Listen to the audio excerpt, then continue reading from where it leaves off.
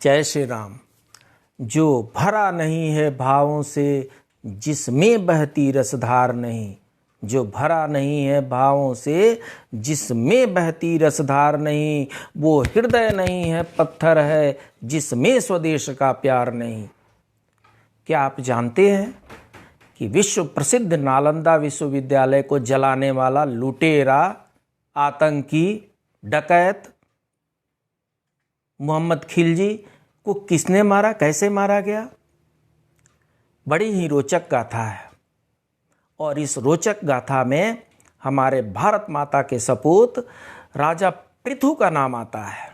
जी हाँ, आतताई बख्तियार खिलजी बिहार और बंगाल को लूटते हुए नालंदा विश्वविद्यालय को जलाया और नालंदा विश्वविद्यालय के उस खंडहर में, उस जलते हुए पुस्तकालय में उसने अनेकों बौद्धों, हिंदुओं, जैन साधुओं को भी साथ में जला डाला, जलाकर मार डाला।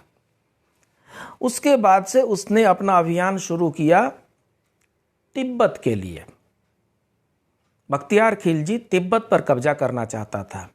तिब्बत पर कब्जा करने से चीन, मंगोलिया, भारत और इसके बीच के जितने भी देश थे उनके साथ उसका संवाद बढ़ जाता, उसका स्कोप बढ़ जाता। लेकिन तिब्बत में जाने के लिए उसको ब्रह्मपुत्र नदी पार करनी थी, गुवाहाटी से होकर के जाना था। और वहीं पे गुवाहाटी का राजा पृथु इंतजार कर रहा था बख्तियार खिलजी का। और 1206 की घटना है। उस समय कामरूप की उस गलियों से आवाज आती थी कि हे आतंकी खिलजी, अगर तू इधर आ गया और अगर तेरा एक भी सैनिक ब्रह्मपुत्र नदी पार कर गया तो हम सभी असमवासी जलती आग में कूद करके अपनी जान दे देंगे। अर्थात उन्होंने वचन ले लिया था कि वो ब्रह्मपुत्र नदी को पार करने ही नहीं देंगे। ब्रह्मपुत्र नदी के इस पार राजा पृथु की सेना आतताई बख्तियार खिलजी के सैनिकों से भिड़ गई। बख्तियार खिलजी के पास लगभग 12,000 सैनिक थे। घनघोर लड़ाई हुई और असम क्षेत्र के जो हमारे आदिवासी भाई बहन थे, नुकीली नुकीली तीरों से मार मार के और खिलजी की सारी सेना का तहस नहस कर दिया। एक समय ऐसा आया जब खिलजी के पास मात्र 100 सैनिक बचे थे, वो भी लंगड़े लूल्हे, गिरते पटकते। फाइनली अपने उन 100 सैनिकों के साथ अब खिलजी जो है जमीन पर धराशायी हो गया और क्षमा याचना करने लगा। राजा पृथु ने उसे क्षमा दान कर दिया। उसके घोड़े पर उसको लाद दिया गया और उसको उन्होंने कहा, यहाँ से नजर कहीं नहीं आना, सीधे अफगानिस्तान चले जाना। रास्ते में जितने लोग मिले उनसे बताते जाना कि नालंदा विश्वविद्यालय को जला करके मैं आगे गया तो राजा पृथु मिले थे।